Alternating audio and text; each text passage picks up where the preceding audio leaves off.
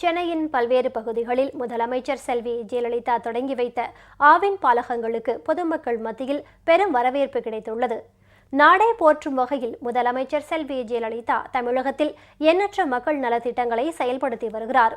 அண்மையில் சென்னையில் அசோக் பில்லர், திருவான்மியூர், வண்ணாந்துறை, பெசன்ட் நகர் ஆகிய இடங்களில் 2,43,00,000 ரூபாய் செலவில் உருவாக்கப்பட்ட அதிநவீன ஆவின் பாலகங்களை தொடங்கி வைத்தார். இவற்றில் மிகவும் தரமான ருசியான ஐஸ்கிரீம், சாண்ட்விச், பீஸா, பர்கர் ஆகியவற்றுடன் மிகவும் தரமான தயிர், வெண்ணெய், நெய் ஆகியனவும் விற்பனை செய்யப்படுகின்றன. இதனால் இந்த பாலகங்களில் நாளுக்கு நாள் வாடிக்கையாளர்களின் கூட்டம் அதிகரித்து வருகிறது. 48 வருஷம் நான் ஆவின் கஸ்டமர். இந்த ஆவினோட ப்ராடக்ட்ஸ் எல்லாம் எனக்கு அவ்வளோ பிடிக்கும். எனக்கு நாங்கள் இருக்கிற ஏரியாலே இந்த மாதிரி ஒரு கடை திறந்தது எங்களுக்கு ரொம்ப சந்தோஷம். இந்த கடை இந்த மாதிரி ஓப்பன் பண்ணி எல்லாம் பண்ணி கொடுத்த சிஎம்க்கு எங்களுடைய மனமார்ந்த நன்றி. ஆவின் பார்லருக்கு அடிக்கடி வருவேன். இங்கே இருக்கிற மில்க் ஷேக், வெண்ணெய், தயிர் எல்லாமே நான் இங்கே வாங்கின்னு போகிறேன். இந்த பார்லர் ரொம்பவே நல்லா இருக்குது.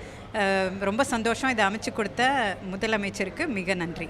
இந்த பெசன்ட் நகரில் இந்த ஆவின் மில் தந்து ரொம்ப சந்தோஷமாக இருக்குது. மற்ற கடையிலலாம் வாங்கினா எல்லாம் 2 ரூபா 3 ரூபா ஜாஸ்தியாக தான் இருக்குது. இங்கே வாங்கினா ரொம்ப கம்மியாக இருக்குது. எல்லா வசதியும் இருக்குது. இந்த கடை திறந்த மாண்புமிகு புரட்சியாளி அம்மாவுக்கு கோடான கோடி வணக்கத்தை தெரிவித்துக் கொள்கிறேன்.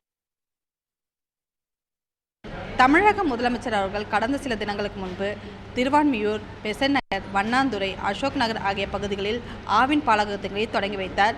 இந்த பாலகங்களில் குழந்தைகள் விரும்பக்கூடிய ஐஸ்கிரீம், வீட்டு உபயோகப் பொருட்களான பால், தயிர், வெண்ணெய், பன்னீர் உள்ளிட்ட பொருட்களோடு குழந்தைகள் மற்றும் பெரியவர்கள் அதிகமாக விரும்பி சாப்பிடக்கூடிய பீஸா, பர்கர் உள்ளிட்ட பொருட்கள் விற்பனை செய்யப்படுகின்றன.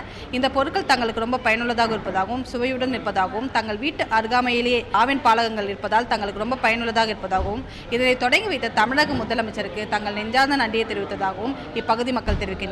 ஒளிப்பதிவாளர் தேவனுடன் மாலத்தி நரேந்திரன்.